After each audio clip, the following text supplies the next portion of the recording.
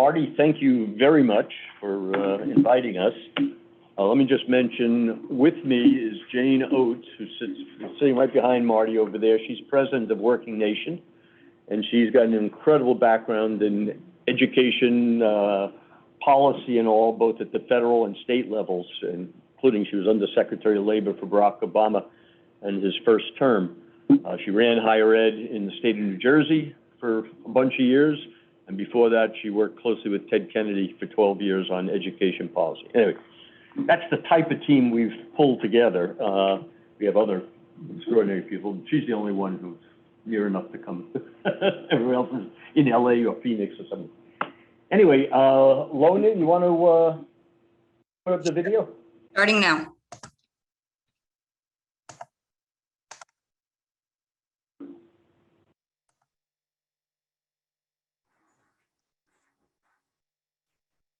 What can we do to protect ourselves from robot automation? The CEO explained that machines will replace traditional labor. This is all about artificial intelligence and how much faster it can process. Human labor is never going to be cheaper as we get more advanced, and we're just going to have to adjust to that and deal with the results. For 3.3 million years, humans have developed technologies to make our lives easier.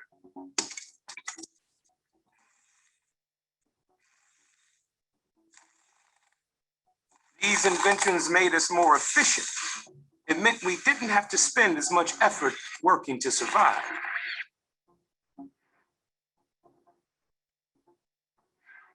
But each new development came at a cost. When bronze tools were invented, all the guys who made stone tools were driven out of work. And when iron tools came along, all of the bronze workers lost their jobs. When the Industrial Revolution hit, it wiped out the livelihoods of millions of cobblers and weavers who had to adapt or get left behind. And this process continues today. Only now it's happening faster, much, much faster.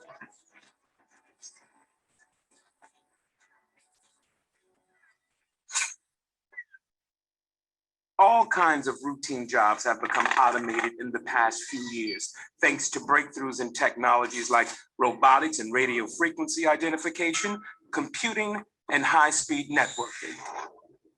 And at the same time, another powerful force, globalization, is making it easier for companies to move jobs overseas where wages are lower and regulations are less stringent.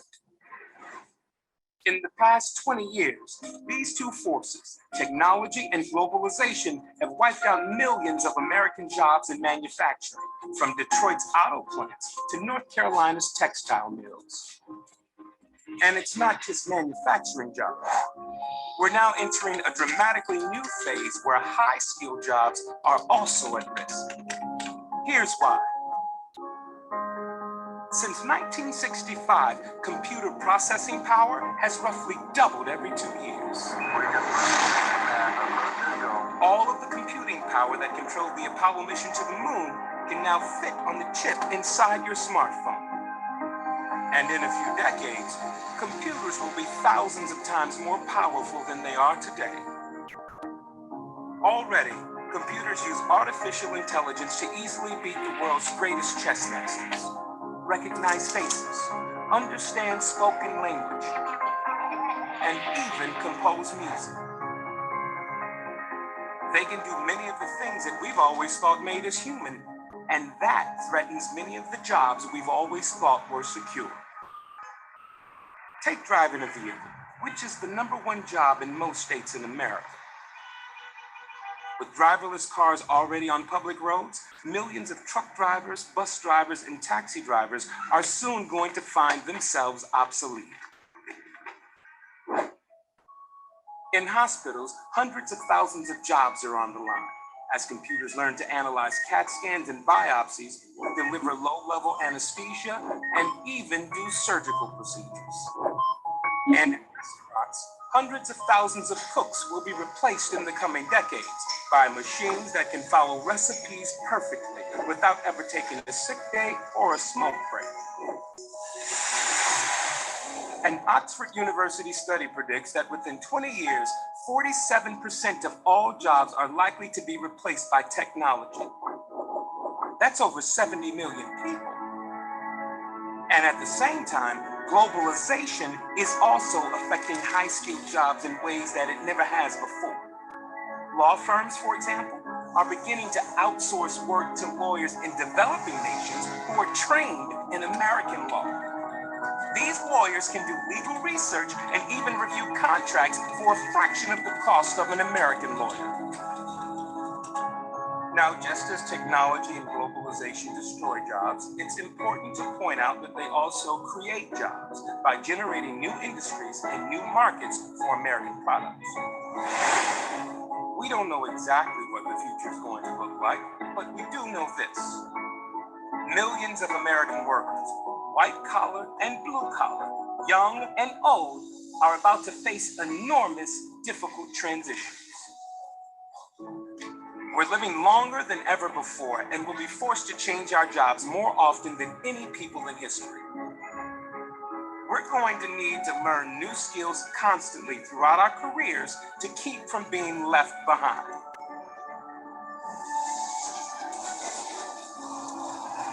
This revolution in the job market is not coming in the distant future. It's happening now, and it's going to accelerate.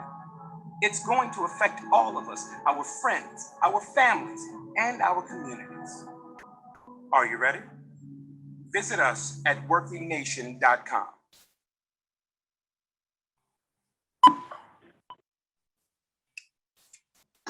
My apologies for, unfortunately, the sound and video didn't flow as it normally does.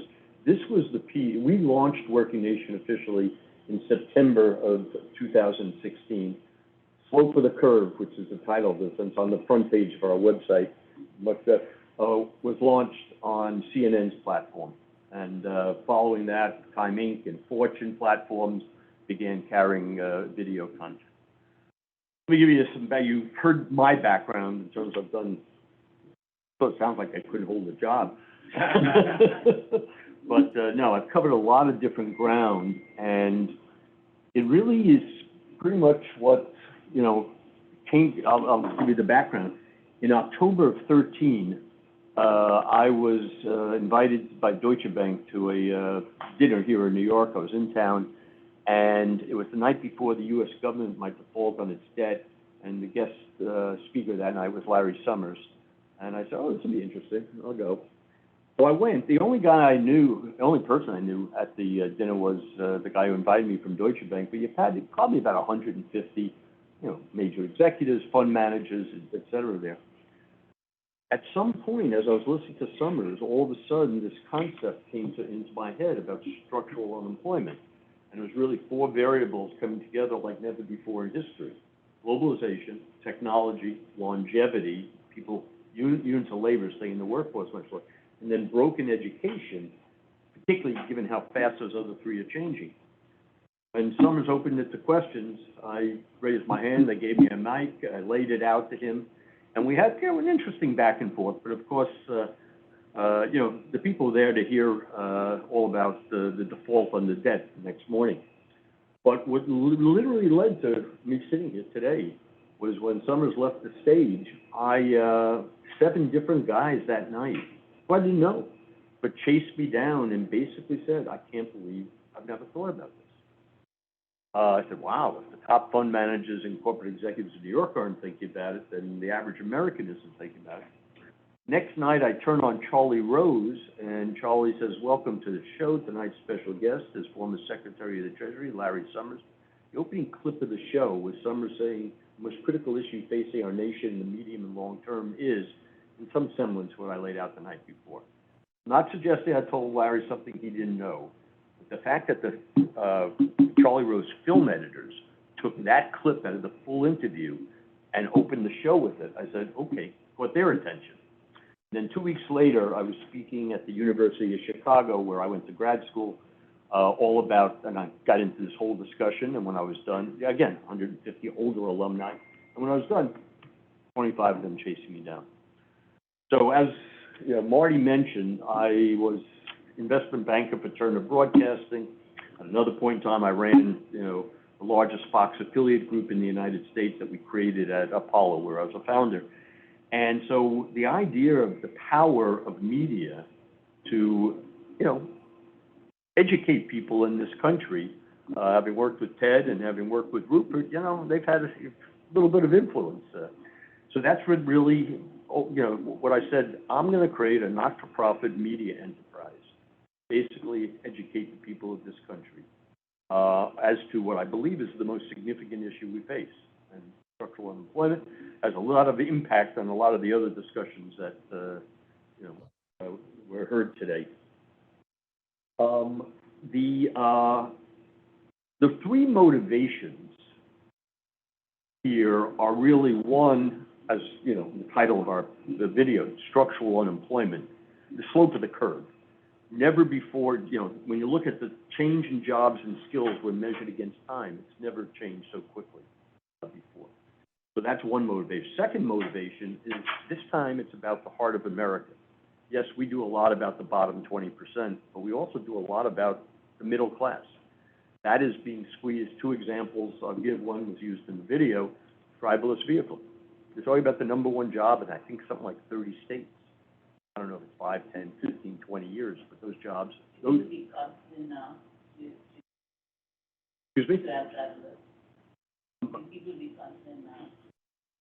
That I'm not a good judge of. I worry about things like that. But anyway, there are people who know a lot more about it than me. And as I say, I'm not saying it's, in the next few years. I think it's over a long time. But those are middle-class jobs. The other example I always use is how a marketing department of 10 will become a marketing department of 2 because of data and analytics. And those 8 jobs disappearing are, excellent white-collar, middle-class, and upper-middle-class jobs. Now, the good news is, at the same time, data analytics jobs are going to be one of the fastest-growing job areas in this country. I know a lot about it. I was actually the founder of the Wharton School's whole data and analytics program, which today is, really grown. This was back in '07. I started talking to the new dean about it. Anyway, so the key thing here is really, okay, we're going to lose jobs. Well, I'm sorry, third motivation, and this is the one that scares me the most. Never before have we had to reskill and re-educate all the 48-year-olds. And I use 48-year-olds, they represent people outside of normal academic years, 30s, 40s, 50s, 60s. And that is what we, and that is what we, is necessary. So one of the primary areas that I invest in early stage type stuff is ed tech, because we're not putting those 48-year-olds back in the classroom, and we've got to figure out how to, educate them otherwise. The first one I ever did was Mike Milken asked me to invest in a company called K-12, which he and his brother and Larry Ellison of Oracle were. So I told Mike, I'll invest, but only if I can go on the board and the executive committee, because I was already thinking about, because of my Akamai experience, how do I deliver the education experience my kids were getting in the finest private schools in Los Angeles? How do we deliver it 100 miles away, 1,000, 10,000 miles away? So that's an area I've been deeply involved in. Anyway, so the mission of WorkingNation is, yes, you saw the thing that scares you, but that was the first piece we did. The central mission of WorkingNation is identifying where the jobs of tomorrow and the future will be, and then the solutions. And solutions, we are focused on telling those stories of solutions. Solutions are local. We're not running around Washington, the federal government. Not that, it can't be helpful there, but that's not what we're doing. We're focused. It's both. So, what companies are doing, what not-for-profits are doing, what academic entities, what local government's doing. Those are the 4 areas that we really engage with. And over the years since then, we've really developed quite a following. The 3 audiences we're going after are, one, the same guys and women who chased me around the Deutsche Bank dinner, because if they understood they can make something happen. They can walk into the head of HR and say, hey, you see what so-and-so company is doing? Why aren't we doing that with our employees in terms of training? Second audience are those who are actually working on solutions, because they can learn from each other. And I'll tell you, one of the examples is we put up I guess it was probably our third piece that we put up in 16, and it's about the organization Year Up. A terrific, organization. Bottom 20%, you must have a high school diploma. They provide you training and then get you an internship for a year. It's a terrific program. We told that story, and your average billionaire in Detroit, who didn't know me, but somehow common friends, reached out to me and said, Art, can you introduce the head of my foundation to the Year Up people? I said, yeah, I could do that. Anyway, so getting people who are working on things like that to learn from each other. And then the third audience is just mom and pop and young people across this country. Because, for example, I know a lot about data and analytics, but mom and pop and young person in Nebraska, they probably don't know that it's probably one of the best job areas. And by the way, you don't have to be a Wharton School grad or an MIT data scientist. And our big event that we did with the Wharton School on data analytics, we had the president of the community college system. We had a teacher, a woman, out of the Philadelphia high school system. There are all kinds of opportunities, but, people across this country don't, are not aware of it yet. It's not their fault. Things are just changing so quickly. Anyway, okay, we talked about the middle class. Okay, I put a lot of thought into all of this. I brought together an incredible team of people like Jane. We've worked very hard at it, but I can't believe, how did we never factor in a pandemic? How did we not think of that? Anyway, clearly the pandemic has accelerated things dramatically. As a dean at NYU said to me a few months ago, she said, Art, when you spoke here at NYU in February, right before the pandemic, your opening line was that over the next 10, 15, 20 years, blah, blah, blah, blah, blah, blah. She said, Art, courtesy of the pandemic, I would chop about 10 years off your timeline. And I do agree with that. And so we really have to get, moving. Now, the good news is, from our standpoint, things are accelerating dramatically. We have 4 media strategies that we use to, reach the audiences out there. First is video storytelling, and that's where we started. Second one is journalism, and we've got incredible journalists working for us, producing stuff all the time. We do live events in pandemic slowed us down on that, but we do live events in different cities on different workforce-related situations in partnership with organizations. So I mentioned the Wharton School, and did the whole data analytics thing in Philadelphia. Up in Boston, at the Fed Boston, we did with Cornell Technion, not in Boston, on Roosevelt Island with Cornell Technion, cybersecurity jobs. You're talking about unfortunately, one of the fastest growing job needs in this country. We've done stuff in LA with the Milken Institute, the Bush Institute on veterans workforce-related issues, so a lot of live events. And then final is podcasts. And if you look at our library of probably 100+ podcasts, you'll recognize many of the names there. It's people are interested. Major themes that we're focused on. And I just made mention, veterans workforce-related issues and opportunities is an important theme of ours. And we did a bunch of stuff, but then in November of 19, we dedicated the month to veterans workforce.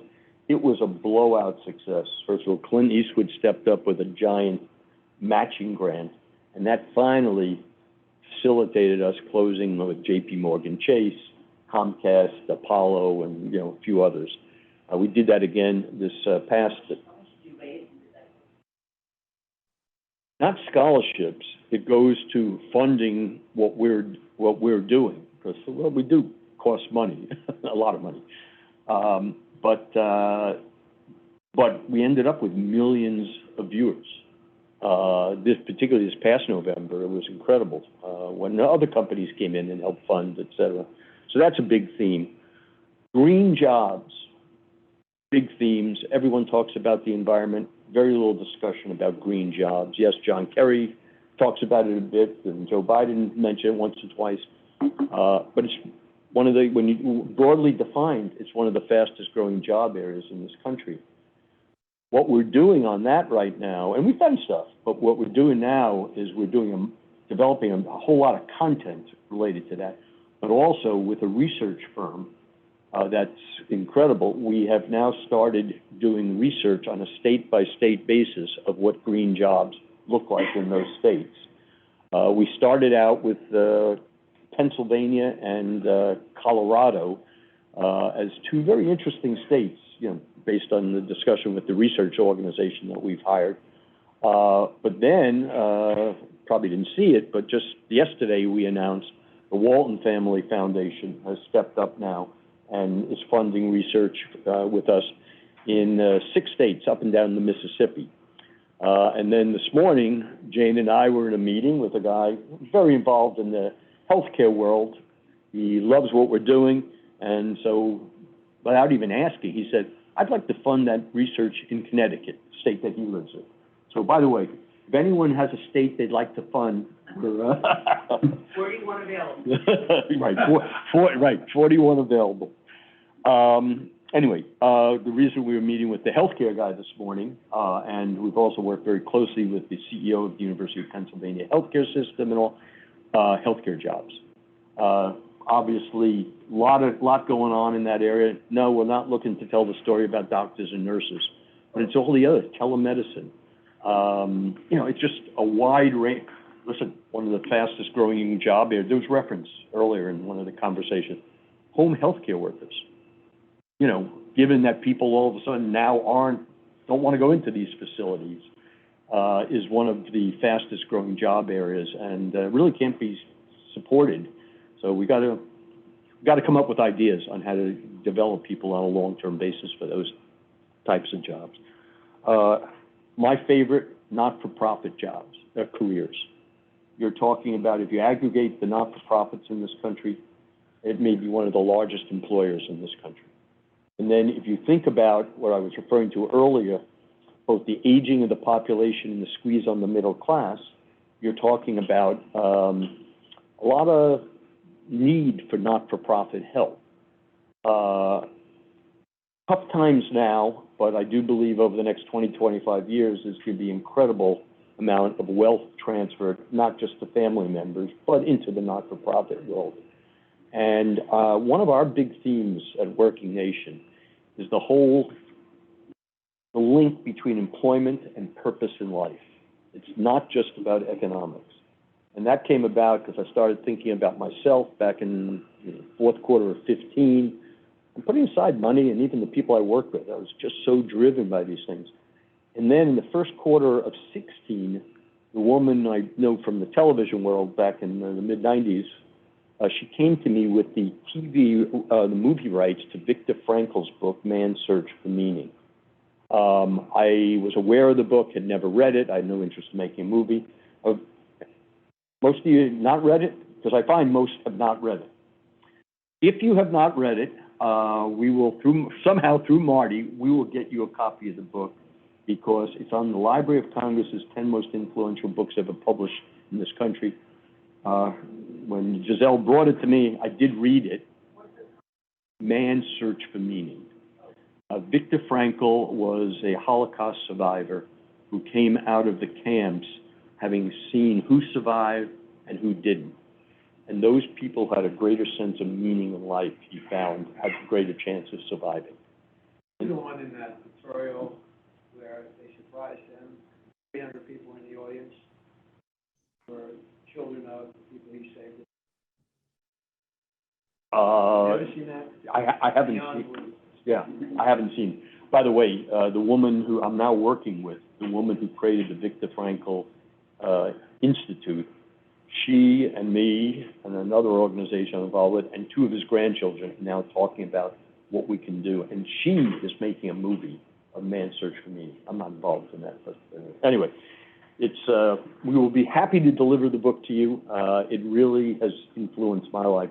Anyway, so the purpose in life link to employment is something that we do talk about. And obviously, in the not-for-profit world, it's easy to highlight that. My oldest daughter lives and breathes working in the not-for-profit world.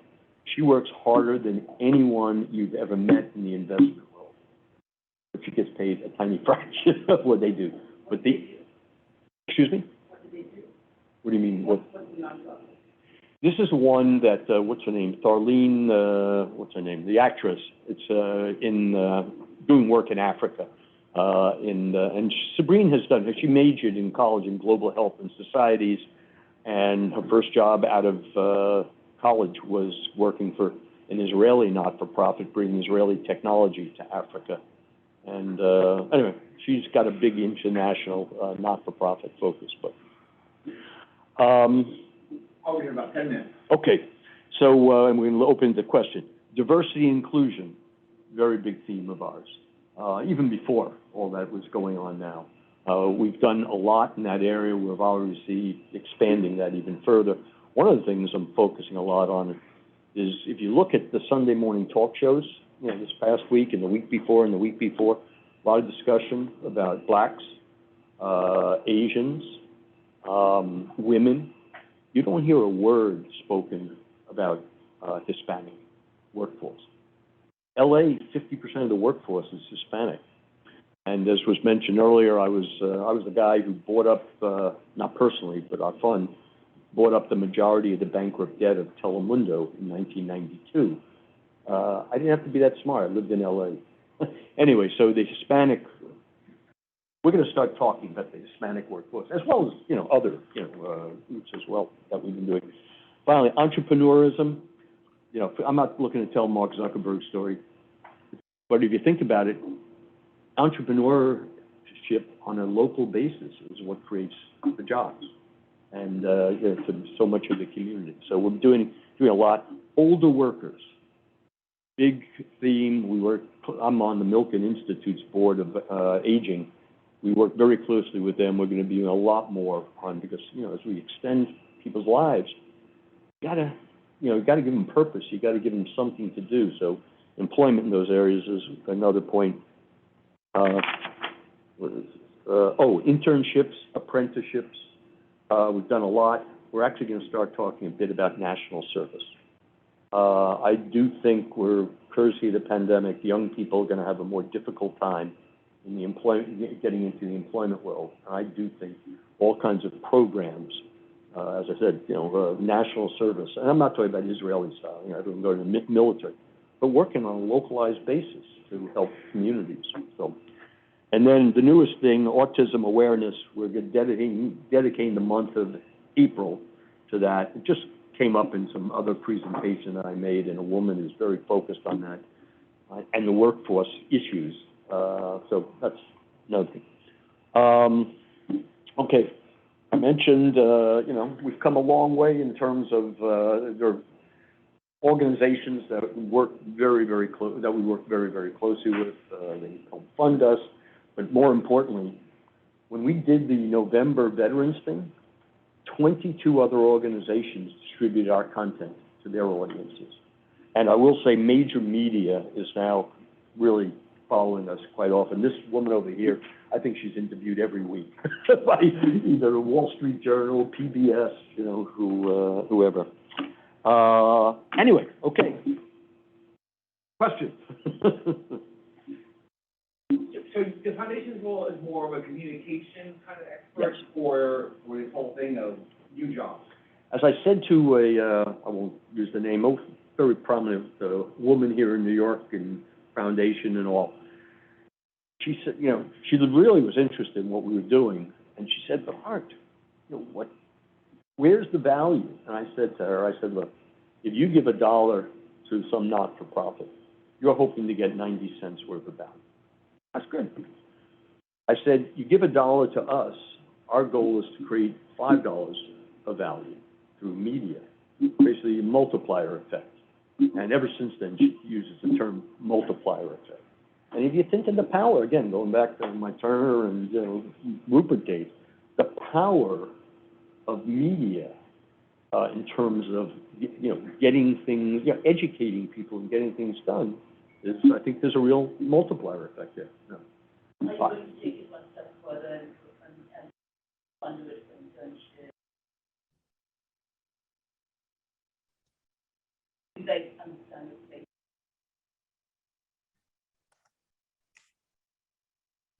Next step. Well, right now, what we're doing is finding those, as I said earlier, those solutions and really causing them to benefit. I'll give you an example. About 2 years ago, no, 18, May of 18, I was at the Milken Global Conference in May, and I was online to go into lunch, and a fellow named Gary Wilson came up to me. Gary's formerly the CFO of the Disney company. I hadn't seen him in a long time. He says, Art, what are you doing? I started telling him about this. He said, Art, I may have an idea. Let's have lunch together. I said, great. He got sick for a while, and that was unfortunate, but finally, August, we now are having lunch at the Bel Air Hotel in LA, and I'm about a half hour into the discussion, and he's really interested, and all of a sudden, this woman walks in to the restaurant, sees Gary and me, rushes over the table, throws her arms around Gary, and then turns to me and said, Art, you and your team at WorkingNation have changed my not-for-profit like nothing I could have ever imagined. Told our story in May of 18, just a few months ago. And she said, people are now contacting us, wanting to learn more, blah, blah, blah, blah, blah. I wish I had set this up purposely, because then I'd consider myself a genius. But it was just total fluke. But Gary was now totally sold, because the mouth it was coming out of was a woman who knows the power of storytelling as well as anyone. It was Sherry Lansing, the former CEO of Paramount. Sherry is on the executive committee of WorkingNation. We have an incredible array of talent of wide variety on the executive committee of WorkingNation. Plus, we have an advisory board of a who's who, and largely out of the not-for-profit world. So, to your question, right now it's about how we can help those who are already doing something out there. Might we create something down the road? Right now, we got plenty on our plate. So I don't disagree with you, but I also know I want to do what we're doing really well before I start going off in other things. Yes.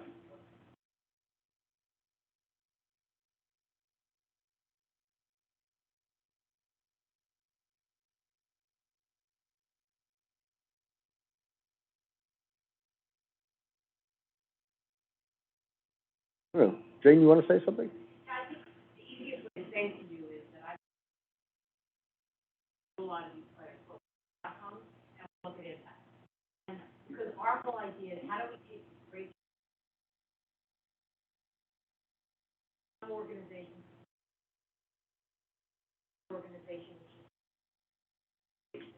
but we look, if they don't have good, they don't do their stuff. And clearly, it's got to be workforce related. There's plenty of other good not-for-profits out there, but it's purely workforce related issues that we're focused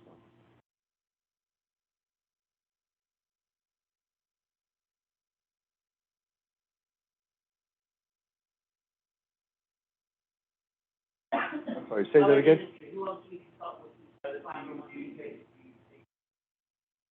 Oh, yeah, corporations, companies that are doing interesting training type programs for their employees or even others.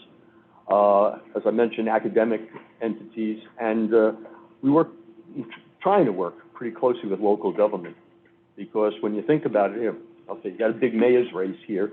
Not that I've kept up with it all that much, but Jane and I had a very interesting breakfast yesterday morning with a guy very focused on these issues. And at that local government level, this is what they got to do.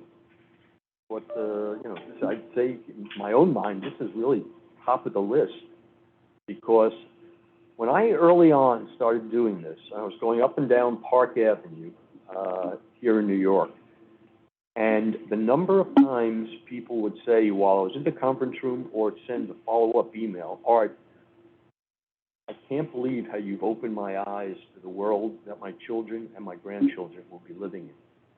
And I was talking to people who, there wasn't a wealth issue for their children in most cases. But what's it like to live in an environment where you got 25, 30, 35, 40% unemployment, even if you have vast wealth? And so that's what's really caused a lot of these people and organizations to want to, you know, come. All of a sudden, wow, I never thought of it that way. What about skilled labor? It seems like there's going to be a shortage of skilled labor, where, I mean, we have an overeducated population in some respects, that all going to be given out of the jobs by AI, and then it's hard to find a plumber. And that's why we actually do a lot of stuff on those type of things as well. But, you know, you think about it, prior to the pandemic, there were something like 7.5 million unfilled jobs in this country. So it wasn't that there weren't jobs, but to your point, there weren't the skills for the jobs. And so, you know, the reskilling of the workforce in this country, I think, you know, as I said earlier, is, you know, a critical piece. You know, before the pandemic, I really was approaching this in a very optimistic way. I will say the pandemic having accelerated things dramatically, I'm still optimistic, but we really got to move, you know, quickly on this. But, you know, that type of skilling, different jobs. As I use the example I always use, data analytics. You could have data analytics, you can just walk into any job, not any job, one that matches up with you, and probably get paid significantly more than any other job you could get. Yes. Sort of made a positive view.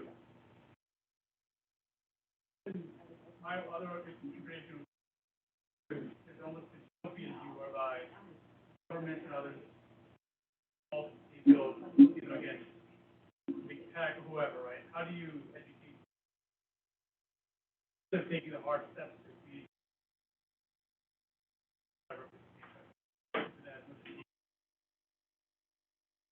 Yeah, no, it's a good question. I will say, not only the pandemic, but what's going on in this country from a government standpoint. And by the way, from day one, I wanted WorkingNation to be apolitical. Matter of fact, the summer of 16, and before we launched, Hillary's people wanted me to meet with her. Jeb's people wanted me to meet with him. Turned them both down.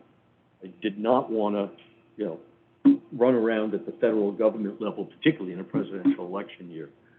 You know, clearly have concern. There's certain things we can't influence, and I'll be honest with you, a lot of the craziness that's going on. There are only so many things we can do. But your question is a great question.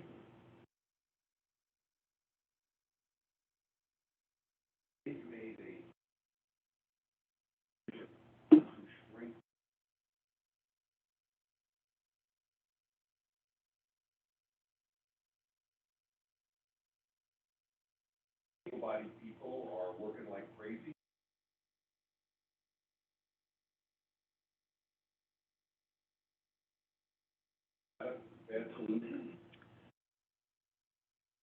You know, it spills over somewhere. You know, you can, you know, put up your little walls there, but it doesn't mean, you know, globally it still has dramatic impact. You know, we're only focused on the U.S., but this is an issue, you know, across, you know, the developed world. In industrialized country, every country except for one has a declining population, sure, yeah. Yeah. So maybe that's the solution. We just have to have fewer kids. But no, it's your point is a good one. But I think when you look more broadly, it spills over somewhere. You know, whoever was going to be an immigrant or whatever, or live in Japan, now they're not. But they're still a human being, you know, somewhere. Great, Arlington, fantastic. And we're going to continue this discussion at dinner time. So I really appreciate it. We've got a lot of downloads of your documents online, and you know, looking forward to hearing more when we get to the restaurant in about 10 or 15 minutes. So that ends our section today. I want to thank Art Bilger again for explaining a very important issue that's out there today. And we're going to start tomorrow. We're going to have a late dinner tonight. We're gonna start tomorrow at 9:30 with Zoom rather than 8:30. And it's gonna be great. We've got like a half a dozen family offices just speaking on direct investments. It's gonna be fantastic, and we're looking forward to it. So again, thanks so much for coming, and we'll see you tomorrow at 9:30. Thanks.